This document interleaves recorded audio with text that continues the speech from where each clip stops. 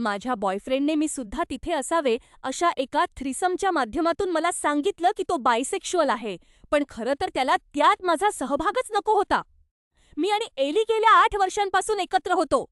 आम्ही याआधीही थ्रीसम केले होते, पण ते नेहमी स्त्रियांसोबतच असायचे. पण मग एलीने मार्कस नावाच्या एका मुलाला सोबत आणण्याची सूचना केली. मला हे फारसं पटलं नव्हतं, पण तरीही मी त्याला भेटायला तयार झाले. एका रात्री गोष्टी पुढे गेल्या. आम्ही तिघेही एकमेकांमध्ये रमलो होतो आणि मलाही ते आवडत होतं.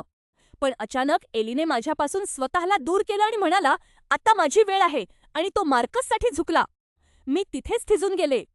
ते दोघे एकमेकांमध्ये इतके मग्न झाले होते की मी खोली सोडून बाहेर गेले हे सुद्धा त्यांच्या लक्षात आलं नाही. मी 1 तास शॉवरमध्ये घालवला आणि भिंतीच्या पलीकडून त्यांचा आवाज ऐकत राहिले. जेव्हा मी शेवटी बाहेर आले, तेव्हा ते दोघे माझ्या बेडवर गाढ झोपले होते. तिथे माझ्यासाठी जागाच उरली नव्हती. दुसऱ्या दिवशी सकाळी ते पुन्हा एकमेकांसोबत होते.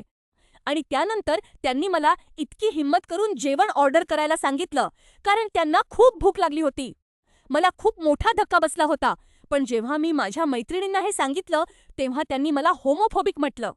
मला तो पुरुषांना पसंत करतो याचा राग नव्हता, तर राग या गोष्टीचा होता की त्याने स्वतःचा इतका मोठा भाग कित्येक वर्षे माझ्यापासून गुप्त ठेवला होता. जेव्हा मी शेवटी त्याला जाब विचारला, तेव्हा सत्य बाहेर आलं. त्याला 3 वर्षांपासून माहीत होतं की तो पुरुषांकडे आकर्षित होतो. त्याला कोणतीही अस्वस्थ करणारी चर्चा करायची नव्हती, म्हणून त्याने थेट मार्कसला आमच्या बेडरूममध्ये आणण्याचा निर्णय घेतला. आणि त्यानंतर गोष्टी अजूनच वाईट झाल्या. त्याने कबूल केलं की ते गेल्या 3 महिन्यांपासून माझ्या पाठीमागे गुपचूप संबंध ठेवत होते. आमच्या ब्रेकअपच्या चर्चेच्या दरम्यानच मार्कसचा फोन आला.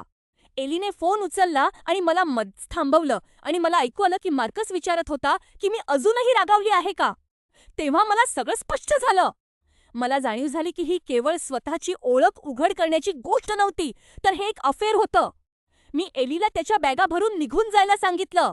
त्याने कोणताही वाद घातला नाही, कारण त्याने आधीच मार्कससोबत राहायला जाण्याचं नियोजन केलं होतं. 8 वर्षे हा खूप मोठा काळ असतो, पण मी प्रामाणिकपणासाठी पात्र आहे. त्याला त्याचा एअर फ्रायर आणि रिक्लायनर मिळाला आणि मला माझी शांता परत मिळाली.